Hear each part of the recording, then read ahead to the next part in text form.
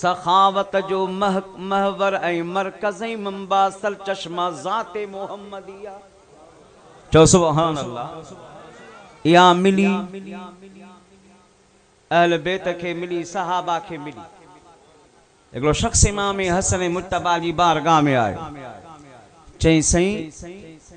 उधायो त भला हातिम ताए जी सखावत वधीक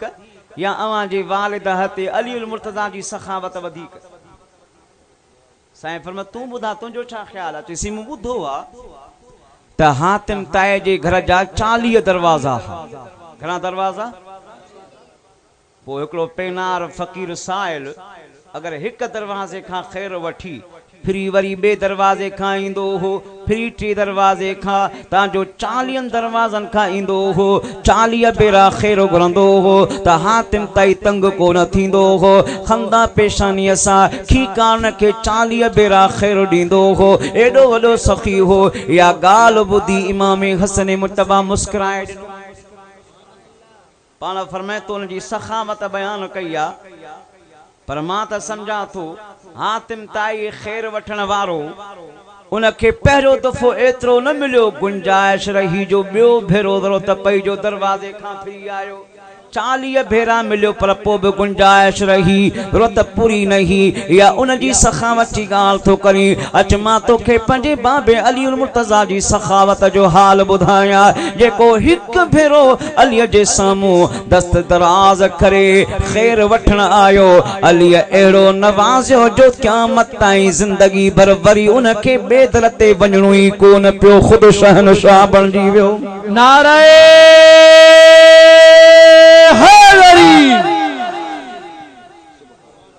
भले आवाज सा पढ़ो सल्लल्लाहु या रसूल वसल्लम अलैका या हबीबल्लाह। उसकी पाँव की ठोकर में है सीमोज़र, जिंदगी बन गई रश्के कमर, फिर किसी दर पे वो न आई नजर, जो भी मंगती तेरे नाम की हो गई। या अली मुर्तज़ा मेरे मुश्किल कुशा, जिस पे चश्मे करम आपकी हो गई, उसकी किस्मत के रोशन दिए हो गए, दूर आलम की तेरगी हो गई। मुंजा अदा दुनिया में कई सखी आया, पर जेका सखावत सुने हुसैन कई एड़ी सखावत क़यामत ताईं न मिलन महाला, न को मिसल मिसाल। अखियूं बधी कुठो थे पिसर के खलील पर, पंहिंजे बचन जा खून अखियुनि सां ॾिठा हुसैन। घर माल खे लुटाइण वारा हातिम हज़ार हा, पर राहे खुदा में सिर बचन जी कई सखा हुसैन। वाह मुझा सुना हुसैन तुझी सखावतें कुर्बानी सालता कुर्बान वञा। पेरी पेरी कुर्बानी इमाम आली मकाम ॾिनी आ त उन शहर खे छॾियो आ जे शहर जी हिकु झलक ॾिसण लाइ मोमिन तड़पंदो आ, दुआऊं घुरंदो आ। अबा आहे या न जेको जाओ मदीने में, जंहिंजो बचपन मदीने में, जंहिंजी जवानी मदीने में, जंहिंजी जिंदगी मदीने में आ। सुनो हुसैन ओहो आज जिंदगी में 25 हज कया। घणा हज ॻाल्हायो? पर अल्लामा इब्न हजर मक्की था लिखनि त साईं हज कया, पर 25 हज पैदल कया। सवारीअ जे हूंदे न खच्चर ते, न गॾह ते, न उठ ते, न डाचीअ, न घोड़े ते माण्हू ख़िदमत में सवारी पेश कल। पाण फरमाईंदा हा न अल्लाह जे खाने काबे ॾे मां पैदल हलंदुसि। पेरन में जख्म थी पवन वरम अचो वञे पर पोइ बि सवारे ते सवार न थियनि या सुणे हबी हुसैन जी हजे बैतुल्लाह जे वक्त खाने काबे अल्लाह जे घर सां मोहब्बत ऐं अक़ीदत जो इज़हार हो पर फरमाइनि था इब्न हजर मक्की रहमतुल्लाह अलैह हज जा ॾींहं पूरा थींदा हुआ सुणो हुसैन मक्के में न रहंदो हो फौरन वापसि मदीने जी इख्तियारी साथ इख्तियार कंदो सफ़र पुछंदा हुआ माण्हू साईं अवां अहिड़े सिक सां आयो जो पैदल प्यादो सफर करे आयो पर पो मक्के में ज्यादा रहो छो न था वनी मदीने जी वापसी आ पाण फरमाए मदीने जी गाल भी आ मक्के में रहायश भी आ मां जने मक्के में इंदो आया त मुखे सुपाया नाने मोहम्मद जे दीदार ऐं मज़ार जो शौक जागंदो आ वाह सुना हुसैन तुंजो प्यार पंजे नाने सा उन शहर के छड़े थो कंहिंजे लाइ अकेलो न रात जो टाइम अहले बेते मुस्तफा जे काफले के कतारे पंजे नानी मोहम्मद करीम सल्लल्लाहु अलैहि वसल्लम जी बारगाह में आखिरी सलाम पढ़ी अरे मोकलाए तो मज़ारे मुस्तफा पर शाम होते ही इमाम आए इजाजत की गर्ज से आखिरी करने सलाम आए कहा रो कर सलाम में ताजदारे आलमीम का सलामे सय्यदे आलम सलामे सरवरे ज़ीशा यजीदी दौर है इस्लाम है सरकार खतरे में नवासा आपका इस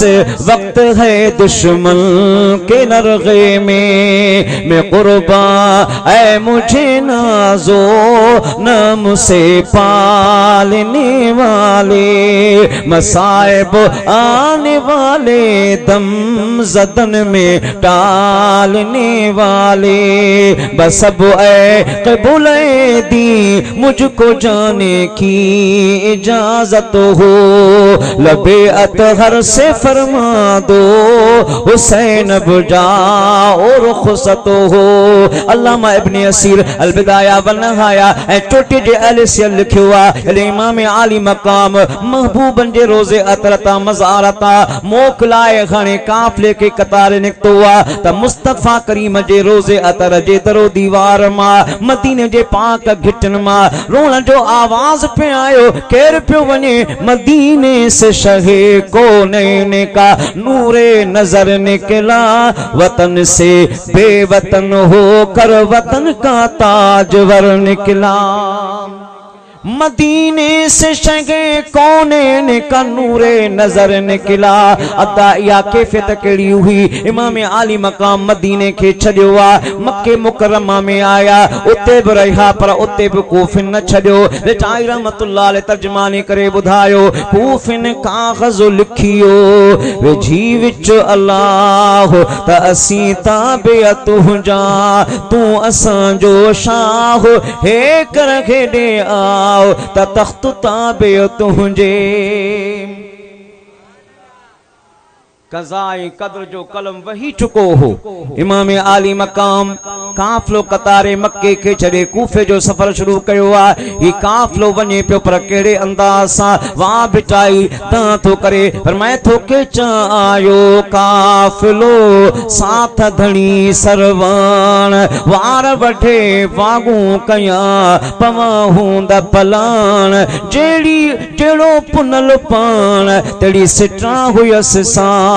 जी के चायो काफिलो अतर आंदाऊं खुशबू खथूरी असी वनटण वास्याऊं पसंदे पुनल जाम के विसरियूं विजाऊं खीमा खोड़ियाऊं अज वरियो बख्त भंबोर जो के चायो काफिलो जंजी तरह मुचारी तोड़ सीगाड़ियाऊं सैयद चे करहा मथा कोड सा लख लगे पई लोड जी जातन जतन जी बी मुहर्रम उल हराम ते करबला जी सरजमीन ते पोता पाण फड़ा जो हुक्म दिनो आ अल्लाह अल्लाह कामिल करबला में आया जूंगा जवान धरती दुबी लर्जी थर थिल्या आसमान करह हुई कान हुयो निजारो नीह जो करबला जे पिड़ में खीमा खोड़ियाऊं जंग यजीद निसामो जुंबी जोड़ियाऊं अरे मुगुन मोड़ियाऊं पसीता उतरार जो इमाम आली मकाम फरमाए पंजे फर्जंद अल अकबर के पुट ते काफिले जे लाए पड़ाव कयो इंतजाम कयो वणन जा डार कटिया विया जमीन खोटी वई सिरतनिगारन लिखियो आ त जमीन मां वणन जे डारन मां रत पियो निकरे हते इमाम अकबर परेशान थी हली आया बाबा से केड़ी जमीन आ अजीब जमीन आ वणन जा डार कटूं था त रत थो निकरे जमीन खोटूं था त निकरे थो पत्थर हटायूं था रत थो निकरे ये केड़ी खूनी जमीन आ मुसीबत जमीन आ साईं हिते त पड़ाव न कयो पाण मुस्कुराए फरमाए पुट अली अकबर इन गाल खां तू वाकिफ नहीं पर मुआ वाकिफ आया ही ओहो मैदान आ जे मैदान जो वायदो नचमन में नाने मोहम्मद करीम मुखां वरतो हो ओ ॾींहुं वेझो आज वायदे खे वफ़ा करण जो वक़्त अची वियो आ बाबा सी छा थींदो पुट हिते अहल बेते मुस्तफा जे अफराद जा लाशा करंदा शहादत थींदी खुदा असां जे कुर्बानीअ सां नाने जे दीन खे साबित कदमी अता फरमाईंदो पुट घबराइणो न आहे परेशान थियणो न आहे नुक़सान वॾा थियनि त बि इस्लाम न छॾिबो नाने जो मिठो दीन मिठो नाम न छॾिबो नाने जो मिठो दीन मिठो नाम न छॾिबो ही तीर गणन तीर भली जान फिदा थे घर लुट जी वने भल वने एक राजी खुदा थे शरीयत जो सिधो रस्तो सुबह शाम न छॾिबो शरीयत जो सिधो रस्तो सुबह शाम न छॾिबो नाने जो मिठो दीन मिठो नाम न छॾिबो सूरन के ॾिसी सब्र कबो वाइदो कयलु आ मालिक जी मिठी ज़ात सां अंजाम कयलु आ आयुस जो करे कौल सो अंजाम न छॾिबो आयुस जो करे कौल सो अंजाम न छॾिबो नाने जो मिठो दीन मिठो नाम न छॾिबो जरा झूमी पढ़ो सल्लल्लाहु अलैहि वसल्लम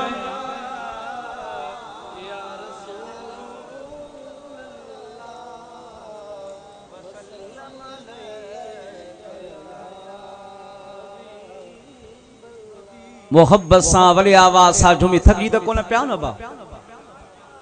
सच ॿुधायो रवा जी ॻाल्हि न कयो मता पोरी मूंखे बाद में पिटियो देगियूं भी पयूं हूंदियूं लंगर भी आए न साईं लंगर भी आए अल्लाह कंदो तो लंगर जे सदके ते वेहंदो मुझे महबूब जा आशिको सुने हुसैन जी कुर्बानी का मामूली कुर्बानी ना है जे मां पानी के खादे के खाई अज तू मां राह ते सुरूर मानियो था सुने हुसैन करबला जे मैदान में इन पानी तां बि हथ खयो पर छा जे ला पानी न मिले पोए बि या परवाह कजे छो उन इश्क जी मंजूर वा गमगीन थिजे छो उन इश्क जी मंजूर वा गमगीन थिजे छो इन ढुक जे करे जन्नत वारो जाम न छॾिबो नाने जो मिठो दीन मिठो नाम न छॾिबो नाने जो मिठो दीन मिठो नाम न छॾिबो महशर में हुसैन के मताड़िया ने मयारूं तो सिर न दिनो सैयद इस्लाम जे पारों तो सिर न दिनो सैयद इस्लाम जे पारों अल्लाह कंदो कलमे वारो काम न छॾिबो नाने जो मिठो दीन मिठो नाम न छॾिबो तांजो नाई मुहर्रम आई यजीदी लश्कर तरफा हिकिड़ो जत्थो हमले लाइ आयो पाण पंज टिनि अलमदारनि खे हते ज़ुहैर इब्न क़ैन हते हबीब इब्न मज़ाहिर हते अब्बास लमदार टिनी के फरमाए वनी गालायो छा था चवन मोटी आया सुना हुसैन चवन था या बैयत कयो या जंग कयो मुलत न मिलंदी पाण फरमाए उन के चो जे जंगी या त पो सुभान जे ला जेको अल्लाह के मंजूर होंजो थींदो अज 10 जी रात मु हुसैन के मोहलत दियो त मां इन रात में रब जो कुरान निमाद पढ़ी पंजे दिल के विंदराया मोहलत मिलिया वाह सुना हुसैन इशा जी निमाद पढ़ी पान पंजे अवानो अंसार फका के फरमाए जमा थियो मिंबर विछायो मां हुसैन जावा के आखिरी खिताब करण थो चाहियां अल्लामा इब्न असीर ऐं बियन मुहिब्बे तिबरी ऐं टुटिय जी सिरत ने गाल या रिवायत आंदी है सैयदना इमाम ज़ैनुल आबिदीन खा फरमाइन था मां बीमार हुस पर पो बिरली सड़ी पंजे बाबे जी खुतबे बुधण जे लाए मिंबर जे बरसा वनी बैठो पाना तशरीफ फरमा थी खुतबो इरशाद फरमायूं अस्ना अल्लाह तबारक व तआला अहसन अस्सना व अहमदहु अला सर्राए व दर्राए अल्लाहुम्मा इन्नी अहमदुका अला अन अकरमतना बिन नुबुव्वति व जअलत लना अस्माअन व अबसारन व अफीदतन व अल्लमतनल कुरान व फ़क़हतना फ़िद्दीन फ़जअलना लक मिनश्शाकिरीन ए मौलाए करीम मां तुंहिंजो वानो हुसैन हो आहियां दुखो जे सुखो जी मां तुंहिंजी सना करण वारो आहियां रब्बे करीम तुंहिंजो हम्द थो बयान कयां जो ख़ानदानी नबूवत में तो असांखे पैदा कयो उहे अख नथा कया जेके हक़ ऐं सच जी ॻाल्हि ॿुधण वारा उहा अख ता कई जेका हक़ ऐं सच जी तमीज़ करण वारी आहे उहा दिलि ता कई जेका हक़ जी सम्झ रखे थी तो असांखे क़ुरान जो इल्मु सेखारियो दीन जी सम्झ ता फरमाई असीं तुंहिंजा शुक्रगुज़ार बाना आहियूं अम्मा बाद इन्नी ला आलमु अस्हाबन औफा वला खैरुम मिन अस्हाबी वला अहल बैतिन अबर्र वला औसल मिन अहल बैती फजज़ाकुमुल्लाहु जमीअन अन्नी खैरन पाण फरमाए ए मुंहिंजा साथियो ए कराबतदारो अल्लाह जी इज्जत जो कसम मां हुसैन वली दिल जी ख़ुशीअ सां अवां जे लाइ इहा ॻाल्हि थो कयां त दुनिया में कंहिंजा सहाबी साथी एतिरा वफ़ादार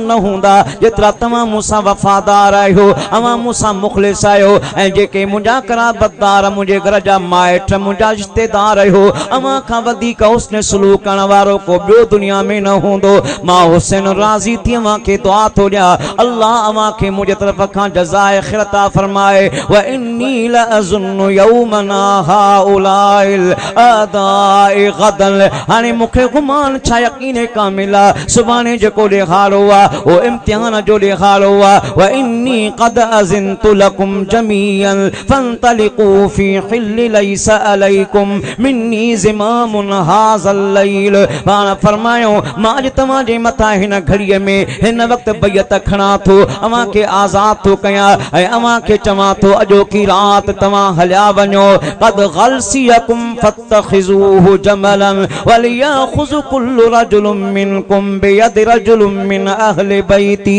फजज़ाकुमुल्लाहु जमीआ चवां तो तव्हां पंहिंजे घोड़नि ते ओठनि ते सवार थी हिक हिक अहल बैत जे फर्द खे पाण सां गॾु वठी हलिया वञो हत्ता युफ़र्रिज अल्लाहु तां जे लाइ ख़ुदा ताला रस्ता खोले फी बिलादिकुम व मदाइनिकुम व सवादिकुम अवां पंहिंजे घरनि ॾे अवां पंहिंजे वस्तियुनि ॾे हलिया वञो त इन्नल क़ौम यतलुबूनी व असाबूनी लहू अन तलब गैरी पाण फरमायो ही यजीदी मुझे खून जा प्यासा आहिनि मां इते मौजूद आहियां मां नथो चाहियां त नाक कंहिंजो खून वहे कंहिंखे ईज़ा पहुचे मां कुर्बानी अल्लाह हुसैन अकेलो काफ़ी आहियां अवां खे रज़ा ख़ुशी सां इजाज़त ॾियां तव्हां हलिया वञो। इमाम जो तारीख़ी ख़ुतबो आहे जेको सुणे शहीद करबला जे फ़िक्र जी ग़माज़ी थो करे। जेकॾहिं हुसैन इक़्तिदार लाइ अचे हां त इक़्तिदार वारो ॾुखे वक़्त ते माण्हू वधीक कठे कंदो आहे। अबा जहिड़ो वॾनि माण्हुनि सां आहे जहिड़ो वॾे लश्कर सां आहे असांखे बि टकराअ लाइ अहिड़ो मुक़ाबिलो करणु खपे। ईअं चवे हां हुसैन त सभई मुस्तफ़ा जा आशिक़ आहिनि वञो अञा कंहिंखे ख़बर कान पई आहे त मां कहिड़ी मुसीबत में फातो हां ऐलान करे जो की राति माण्हुनि खे गॾु कयो त सुणो हुसैन ईअं बि चई सघे पियो पर इमाम फरमायो मां कंहिं ॿिए मक़सद लाइ न अपनी आन की खातिर न अपनी शान की खातिर वो मैदान में निकल आए फकत इस्लाम की खातिर। इमाम आली मकाम जने या गाल कई तसनन जे गुलामन मां टे क़ौम जा वॾा सरदार हुआ मुस्लिम बिन औसज हबीब इब्ने मज़ाहिर ज़ुहैर इब्ने क़ैन उथी बीठा। ज़ुहैर इब्ने क़ैन त सहाबी रसूल रोई तो चे मुझा सोना हुसैन कहिड़ियूं ॻाल्हियूं थो करी मां त तुंहिंजे नाने मुहम्मद रसूलुल्लाह सल्लल्लाहु अलैहि वसल्लम जे कदमनि खे चुमी रही इस्लाम क़बूल कयो उन वक़्त में भी जिहाद कया वरी चाइनी यारनि जा दौरा आया मां तलवार खणी जिहाद कया तुंहिंजे बाबे अली मुर्तज़ा सां गॾु साथ ॾिनो ज़िंदगी भर उन्हनि सां गॾु रहियुसि। हाणे जॾहिं मूंखे मौक़ो मिलियो आहे तुंहिंजे कदमनि में ऐं अॼु मूंखे बशारत पई मिले त हाओ जेको ज़िंदगीअ जो आला मक़सद शहादत हो सुभाणे पूरो थियण वारो आहे। सुहिणा भला घोट पंहिंजी ॼञ पंहिंजी शादीअ खे छॾे बि को वेंदो आहे मुंहिंजी मुराद मुंहिंजी शहादत मुंहिंजी शादी आहे मां न छॾे वेंदुसि पर सुहिणा हुसैन असीं के बेवफ़ा न आहियूं ताल अल्लाह ये शेवा ही नहीं है बावफ़ाओं का पिया है दूध हम लोगों ने गैरत वाली माओं का। यक ज़बान थी चमन लगा तने आशिक चो हाओ हक्का के अजब फौज थी फौजे शहे अबरार जिन लोगों का अब्बास दिलावर सा अलमदार हम शक्ल पैगंबर सा जवां फौज का सालार मुख्तार वो मुख्तार था जो खल्क का मुख्तार ऐसा किसी लश्कर ने अफसर नहीं पाया अफसर ने भी इस तरह का लश्कर नहीं पाया। ज़ाहिर में गर्च थे रुफ़क़ा शाह के कलील पेशे खुदा मगर वो हकीकत में थे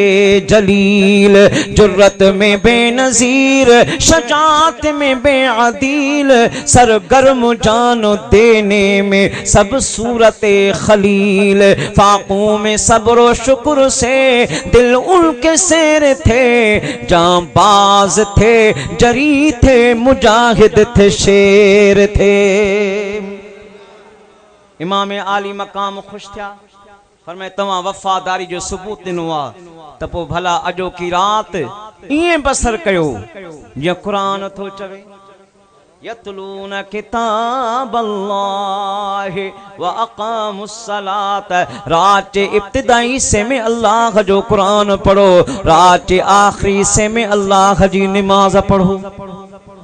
रात खत्म थिया बाख पुटिया पान पंजे फर्जंद हते इमाम अली अकबर के फरमाए पुट अज अज़ान फजर तू ले तमा हुसैन इमामत कर नमाज पढ़ाया अज़ान आया तयम्मुम करे नफिल पर नमाज ला सफ़ूं बदियूं वयूं सुनो हुसैन अल्लाह अकबर चई नमाज फजर जी अदा थो करे सलाम फेरियो हाने सलाम फेरे इमाम अली मकाम पंजी जाए नमाज ते बीही रहिया हाने केॾा रुख़ था खन मदीने तय्यबा ॾे पंहिंजे नाने करीम मोहम्मद रसूलुल्लाह जे मज़ार पर अनवार दे तवज्जो करे हथला मथे दुआ घुरे थो केड़ी हुसैन दुआ थो घुरे यहाँ दुआ न त मौला मुसीबत में फांसी पियो या मुखे निजात अता कर मौला तुझे महबूब जे अहल बैत जो 5 ॾींहनि खां पानी बंदा रब्बे करीम असांजे लाइ रहमत जो मींहुं वसा या करबला जी सरज़मीन ता चश्मो जारी कर पानी को नथो घुरे मुसीबत खां निजात को नथो घुरे बल्कि सुनो हुसैन दुआ थो घुरे त इन अंदाज सा वो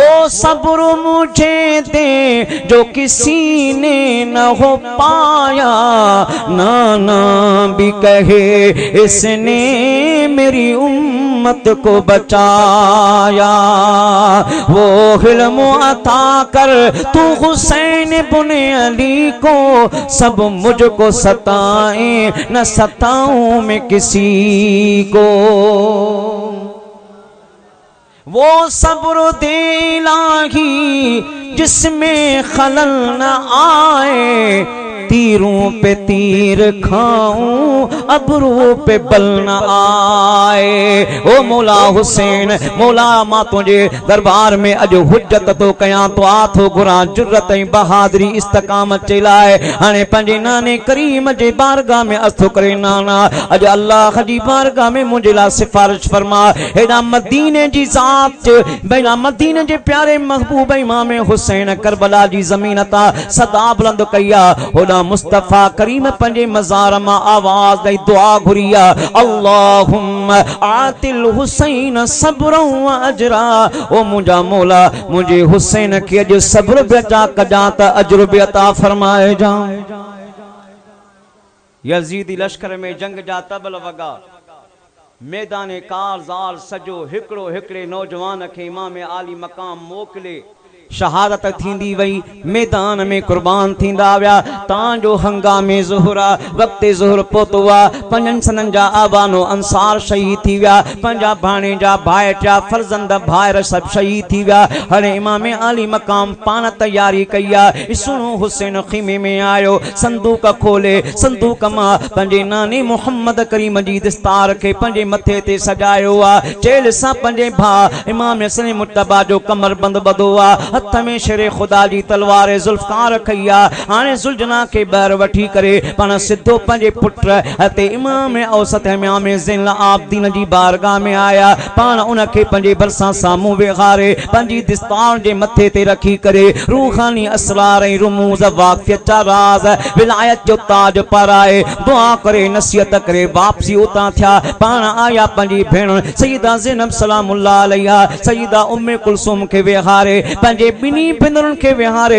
वसियत था कन पर केड़ी वसियत सुभान अल्लाह सुने हुस्न जी इन वसियत में बदर सही इबरता पाना फरमायो अल्लाह को सौंपा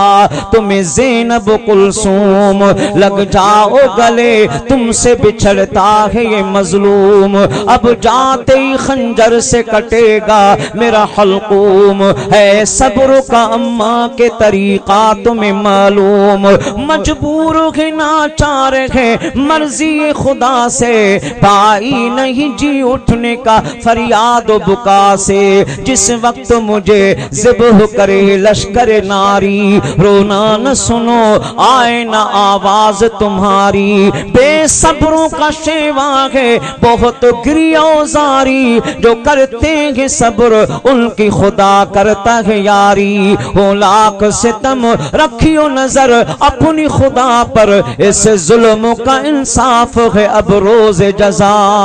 पर इमाम आली मकाम वसियत फरमाई जुलजनाते सवार थी सवार थियण जे लाइ जने खीमे खां बहन निकता अल्लाह अल्लाह अजीब मंजर हो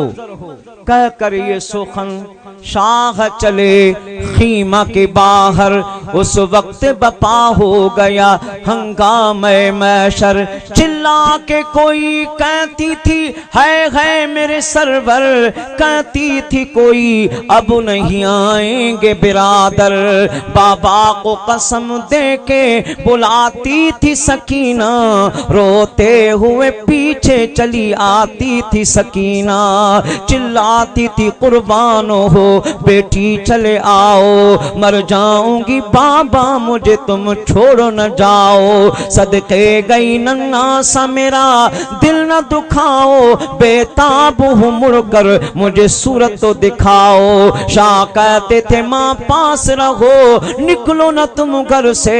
अब हश्र में होवेगी मुलाकात पेदर से। इमाम आली मकाम आया हां जुलनाते सवाल थन जो इरादो था कन एक निगाह न खीमन ते विदो ये के ईमान जे खीमा सन जे आवानो अंसार खिदमत गारन सा भला हुआ, पर अज को भी बाकी न बचो हुआ जो इमाम आली मकाम के घोड़े ते सवार कराए। इमाम सोचो भला मां पान सवार थिया अञा इन मंजर में हुआ त सैयदा ज़ैनबुल कुबरा सदा ॾिनी आ, चए थी ओ मुंहिंजा दिलबर भाउ से न घबरान, अज जे करे को मर्द न बचो आ, ज़ैन आबदीन बीमार आ जो तोखे को सवार करण वारो मर्द न बचो आ त घबरा न। ओ सुन हुसैन जे अली जो खून तुझे रगुन में आ, उन शेर खुदा जो खून मुझे रगुन में आ। ये फातिमा तो ज़हरा जी थन तो पीती आ, उन अम्मा फातिमा तो रज़ा तला जी थन मुंह भी पीती आ। जे तू खुदा जी रज़ा ला पंजी जान कुर्बान करना तैयार रही त सुना हुसैन मां भी साबिरा शाकिरा थी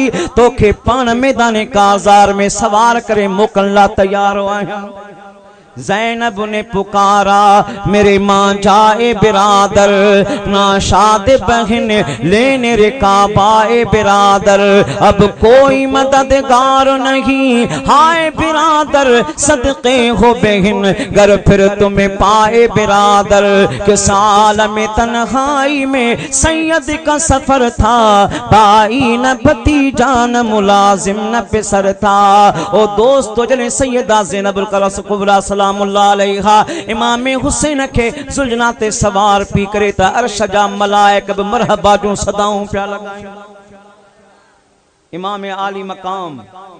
जुलझनाते सवार थिया यानी मैदान काज़दार वणन लगा। एक दफो वरी लगाम वराए आखिरी दफा सलाम करे सैयदा ज़ैनब सलामुल्लाह अलैहा के पैगाम दिनो। खीमा की तरफ मुड़ के ये करते थे इशारा, ज़ैनब बहन अल्लाह निगहबान तुम्हारा। जब रोज़े अनवर पे गुजर होवे कज़ारा, नाना से मेरा सब्र बयां कीजियो सारा।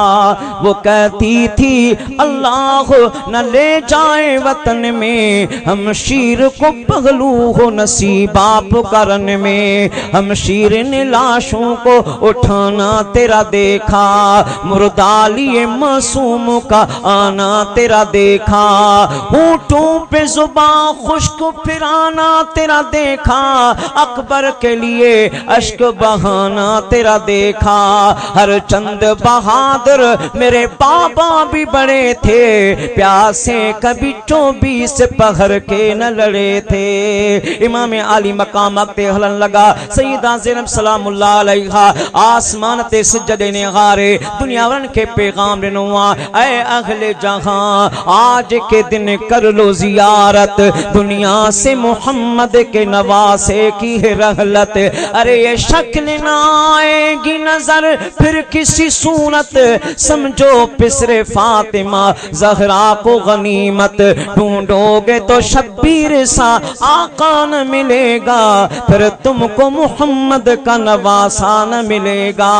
इमाम आली मकाम जने मैदान काज़ार में प्या चल त सुने हुसैन जो हाणे अंदाज़ ही बदल जीवे। केड़े शान सा सीना ताने हुए लो इब्ने अली आता है,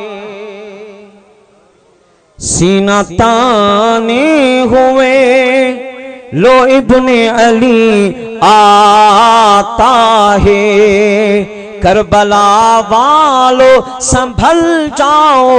वली आता है। जिसको गुलज़ारे रिसालत की कली कहते हैं और हम सुन्नी अकीदत से हुसैन इब्ने अली कहते हैं। सामू आया अत्मा में हुज्जत जो खिताब कयूं, शिमरे लई न चयो सुना हुसैन वाइज न चयो वक्त ना है। पान फरमे अंधा तू मक़सद हुसैन के न समझे मुझी दिल में एडी वुसअत आ मां ताजदार ख़त्म नबूवत जो फैज़ान पंजे समट पंजे सीने में रखा थो मां हिंजर बि चाहियो पे त तव्हां जहन्नमी आहियो मन तव्हां जी दिल बदले जन्नत में दाख़िल कया पर बदबख्तो तव्हां अज़ली बदबख्त आहियो पर जे तव्हां मूंखे क़त्ल करण चाहियो था त पोइ दिफ़ा छा जो पाण हथ छॾे न फरमायो अचो मुंहिंजो क़त्ल कयो शिमरे लाइन चवण लॻो हुसैन थकिजी पियो ही तॾहिं थो अहिड़ियूं ॻाल्हियूं करी पाण फरमायो ए बदबख्त तूं छा थो सम्झी मां थकिजी पियो आहियां जे वेहण जो अंदाज़ ॾिसणो आहे कुवते बाज़ू ॾिसणी आहे त पोइ अच ॾिसूं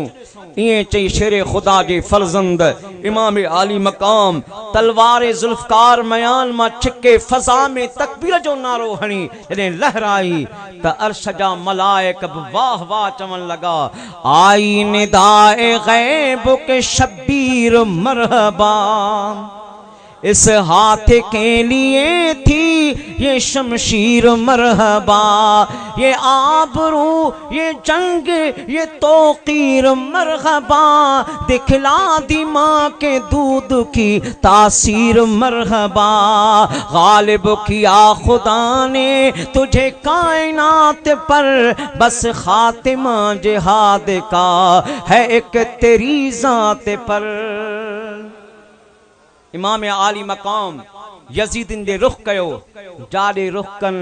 कुश्तन जा पुश्ता लगाए छड़िन के यजीदी जी हिम्मत न हुई जो शेरे खुदा जे फर्जंद जे सावो अकेलो मुकाबिला अचे 50,000 लश्कर मां 900 मानू चूंडे अमीर बिन साद शिमिर ज़िल जोशन चयो चो फेर फिरी हमला कयो किथां तीर आयो किथां तलवार आई नेज़न बुरछन भालन तीरन जी वस्कार थी वई इमाम आली मकाम तलवार फिटी कई पान पंजे हथन जे तिरन के पंजे अखिन जे मथा रखी चवन पिया अल्लाहुम्मा इन्नी उशहिदुका अला हाउलाए ऐ मुंजा मौला इन मंजर ते तू गवाही मां हुसैन सब कुछ कुर्बान कयो मौला जे करे मुझी कुर्बानी कबूल आ त ॿियो कुछ नथो घुरा बस इहा दुआ थो घुरा मुझे नाने करीम जे दीन के साबित कदमी सरबुलंदी अता फरमा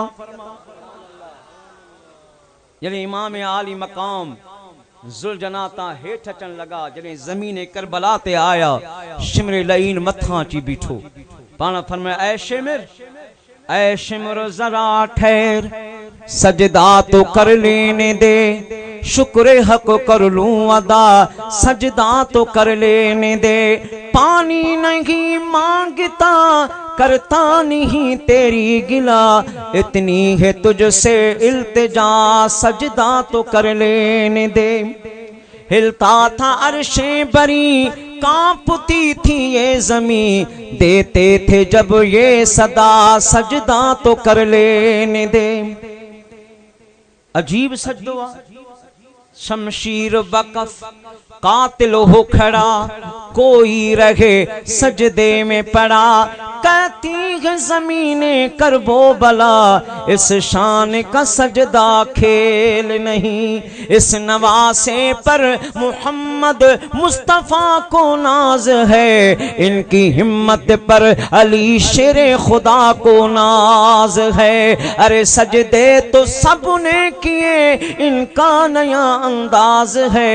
इसने वो सजदा किया जिस पर खुद खुदा को भी नाज है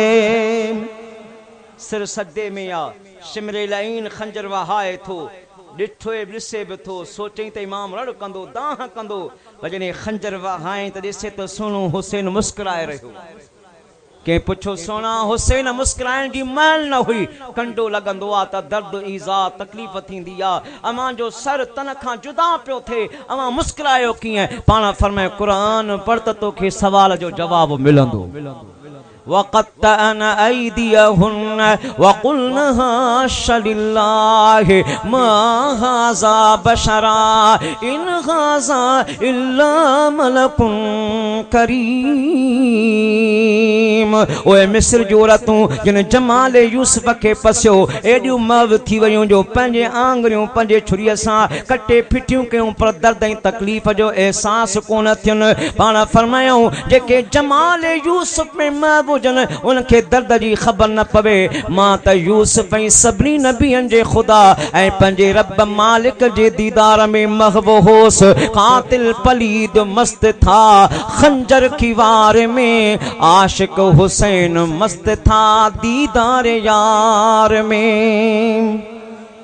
जदे हेडा सुनो हुसैन सजदे में थो दे सुबहान रब्बी अल आला, सुबहान रब्बी अल आला, सुबहान रब्बी अल आला। मौला मुझू बदनी कोली फेली इबादत तू तुझी रजा जे लाए, मौला सब कुछ कुर्बान कम तुझी रजा जे लाए। ए रब्बे करीम राजी थी, ए रब्बे करीम राजी थी। हेडा सिरे हुसैन मा सदा आयत रब राजी थी। होना रहमत खुदाबंदी के जोश आयो। अल्लाह जी जाते बाबरकात हाथवी आवाज में ऐलान फरमायो, या अय्यतुहन नफ्सुल मुतमइन्ना इरजिई इला रब्बिकी रादियतम मर्दिया फदखुली फी इबादी वदखुली